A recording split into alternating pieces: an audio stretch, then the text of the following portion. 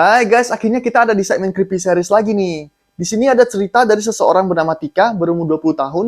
Di tahun 2023 ini, status Tika masih mahasiswi ya guys. Dia tinggal di sebuah rumah sederhana di pinggiran kota Semarang bersama ayah dan ibunya. Selain kedua orang tuanya, Tika juga masih punya bude, yaitu kakak perempuan ibunya. Dan seorang nenek yang bernama Mbah Lastri. Mbah Lastri ini nenek dari pihak ibunya juga ya. Rumah neneknya ini juga sebenarnya masih di kota Semarang. Cuma agak di pinggiran gitu, tepatnya di Lembah Gedangan. Neneknya di sana tinggal sendiri dan sering sakit-sakitan juga sejak ditinggal almarhum kakek. Bahkan di puncak parahnya dia sering lupa nama sama bentuk wajah Bude dan ibunya Tika. Nah, lokasi rumahnya lumayan jauh ya. Tika jadi nggak gitu deket dengan neneknya. Apalagi dulu pas dia ke sana juga dia kurang suka ngelihat neneknya sering ngebakar bunga dan menabur kemenyan di setiap sudut rumahnya. Soalnya kata si Tika, aroma kemenyannya itu bikin dia mual. Tapi untungnya rumah Bude dan nenek jaraknya nggak terlalu jauh guys. Jadi Pak D, suaminya Bu D, sering tuh jenguk nenek di rumahnya. Namun beberapa bulan yang lalu Pak D ini tiba-tiba datang ke rumah Tika dengan membawa kabar bahwa nenek sedang kritis guys. Dapat kabar kayak gitu, Tika sama orang tuanya langsung capcus ke rumah nenek. Walaupun jauh tetap ditempuh sama mereka tuh. Sesampainya mereka di sana, betapa terkejutnya mereka ngeliat nenek ternyata udah berpulang ke Yang Maha Kuasa. Habis itu ya udah mereka urus untuk doa-doanya sekalian adain upacara ya. Nah, beberapa hari setelahnya ceritanya Pak D, Bu D, dan ibunya Tika ini memindahkan semua barang-barang dari rumah nenek ke rumahnya Tika. Soalnya rencananya kan rumah nenek itu mau dijual ya. Orang udah kagak ada yang tinggal di sana. Jadi barang-barang dari rumah nenek mau dipilih-pilih dulu nih. Mana yang masih boleh disimpan dan yang mau dibuang. Nah, waktu mereka lagi sibuk bongkar-bongkar barang, tiba-tiba Tika pulang dari kampusnya, kan dia masih kuliah ya. Begitu dia buka pintu lah, terkejut dia kenapa rumahnya jadi berantakan gini. Jadi ya udah Tika ini diajak ke belakang sama ibu dan budenya buat makan. Kebetulan mereka baru selesai masak juga. Nah, di meja makan itu baru deh Tika diceritain kalau rumah nenek mau dijual. Dan ini rumah berantakan karena mereka habis ngangkut barang dari rumah nenek buat dipilih-pilih. Habis itu Tika pun lanjut makan sambil nguping percakapan mereka guys. Soalnya di momen itu kebetulan Pak D sama ayahnya Tika juga pulang tuh. Jadi lengkap deh orang-orang di rumah itu. Ada ayah, ibu, Bu D, sama Pak D. Ternyata tahu nggak guys mereka bahas apa? Bahas warisan dong. Pembagian uang dari penjualan rumah nenek itu. Kelihatan seneng pula ekspresinya semua, kata si Tika. Mereka bahkan berkumpul, tuang minuman, terus bersulang gitu guys, tos.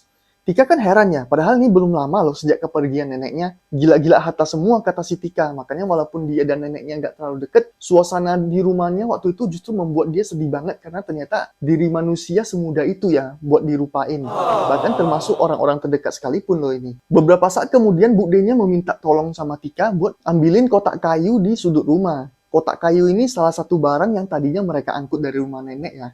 Jadi ya udah Tika pun langsung ngabisin makanannya dan pergi deh tuh ngambil kotak. Sama-sama dia ngelihat kotak itu terselip di antara barang-barang yang terbalut kain putih gitu. Lalu pas dia mau ngambil, jatuh guys kain putih tadi sama barangnya. Dan ternyata barang yang dibalut kain putih tadi itu adalah sebuah cermin. Yang dimana seingat Tika ya, cermin itu adalah cermin yang sama dengan yang selalu dia lihat ngegantung di kamar tidur nenek. Dulu pas dia berkunjung ke sana. Mengingat kejadian itu, dia pun menyimpan cermin itu dan lanjut buat ngambilin kotak kayu tadi yang diminta sama Bu D. Beberapa saat kemudian, saat hari udah mulai gelap, Pak D dan Bu D ini pamit pulang. Jadi ya udah mereka dadah-dadah. Habis itu Tika nanya ke ibunya, "Bu, boleh nggak kalau cermin ini aku ambil?" Lah ternyata guys, dia kagak dijawab. Perkara ayah dan ibunya masih diskusi soal pembagian harta tadi. Lanjut mereka kagak selesai-selesai itu ngebahas harta. Tapi Tika juga nggak ngambil pusing dan dia langsung bawa itu cermin ke kamarnya. Untung aja sih cermin itu nggak terlalu berdebu, jadi dia gampang ngebersihinnya. Soalnya tadi pas jatuh kan terbungkus kain putih tuh. Entah kenapa sejak pertama kali Tika ngeliat cermin ini, dia ngerasa tertarik banget. Katanya seolah-olah benda ini dikirim khusus hanya untukku.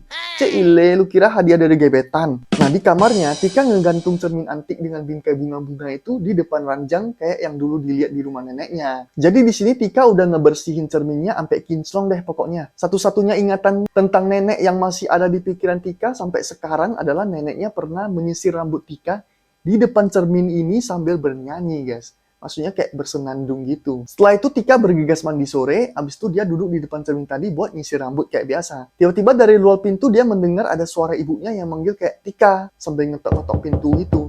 Lalu Tika pun menjawab, "Iya Bu." "Bu," gitu kan suasana waktu itu hening banget, terus dia mendekat ke pintu kamar sambil dengerin. Masih positive thinking dia nih. Bener aja, ternyata itu memang ibunya yang manggil buat nanyain Tika masih lapar atau enggak. Jadi ya udah dijawab sama si Tika kalau dia udah kenyang. Setelah itu dia tutup lampu sambil ngepak-ngepak bajunya gitu, soalnya kan katanya malam itu panas banget guys, kayak biasanya. Harusnya kan Surabaya itu dingin ya, apalagi malam. Temen-temen dari Surabaya boleh info dong kalau di sana malam hari dingin nggak sih? Nah, abis tutup lampu tadi, Tika lanjut berbaring di kasurnya buat tidur. Tapi baru aja dia hampir ketiduran, pintu kamarnya diketok lagi kayak barusan tadi sambil ada suara yang manggil Tika. Lalu dijawab lagi sama si Tika, iya bu, aku udah kenyang gitu kan.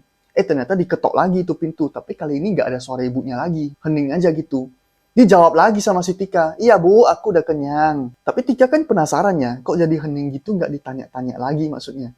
Akhirnya dia pun bangkit dari kasurnya buat buka pintu guys. Begitu pintu dibuka, ternyata nggak ada siapa-siapa. Bentar-bentar. Terus yang pertama tadi ada suara ibu yang nanyain Tika masih lapar atau enggak, itu siapa kalau gitu? Soalnya yang pertama tadi yang masih ada suara ibunya itu kan si Tika jawab gitu aja, nggak buka pintu dia tadi.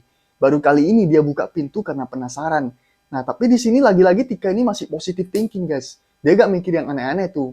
Dikiranya ya paling itu ibunya udah balik ke kamarnya sendiri kali. Kalau jadi kalian gimana tuh? Apakah kalian bisa positive thinking kayak Tika juga? Atau kalian mikir buat ya udah deh lari ke kamar ibu aja buat tidur bareng ibu biar aman. Lanjut ya. Karena dari tadi Tika ini keringetan, jadinya dia itu haus, dehidrasi. Dia pun pergi ke dapur buat bawa air putih ke kamarnya. Begitu nyampe kamar, dia langsung tutup pintu dan duduk di kursi meja rias tepat di depan cermin nenek yang dia gantung tadi sore. Nah, begitu si Tika ini mulai minum, dia langsung shock banget ngeliat bayangan dia di cermin itu nggak ikut minum, guys. Sontak langsung dia nyalain lampu, soalnya tadi lampu utamanya kan udah dimatiin ya, tinggal remang-remang. Si Tika langsung kayak, ini barusan aku salah lihat apa gimana ya? Masih nggak yakin dia nih. Terus dia lanjut minum lagi kan. Baru satu suap dia teguk air dari gelasnya itu, langsung jatuh gelasnya guys, pecah di lantai, soalnya dia terkejut karena pas dia minum itu, kali ini bayangan Tika di cerminnya itu ikut minum, tapi minum darah guys. Ya terkejut dia. Setelah itu langsung dia cek ke lantai kamarnya kan gelasnya pecah tadi. Dilihatnya airnya masih air putih biasa kok bukan darah. Tapi karena ada suara heboh-heboh sampai gelas pecah, ibunya langsung datang tuh ke kamarnya Tika sambil nanyain, ini ada apa? Terus sama ibunya langsung diberesin kan tuh pecahan gelas di lantai. Beberapa saat kemudian ayahnya juga datang ngecek dan ternyata waktu itu Tika tiba-tiba demam guys. Ibunya langsung ngasih dia obat, terus ayah dan ibunya temenin dia ngobrol-ngobrol bentar lah, biar Tika ini tenang. Jadi bertiga mereka di kamar Tika waktu itu. Setelah ngobrol-ngobrol bentar, ibu dan ayahnya matiin lampu kamar Tika, lalu mereka balik tuh ke kamar mereka sendiri sambil pesan ke Tika.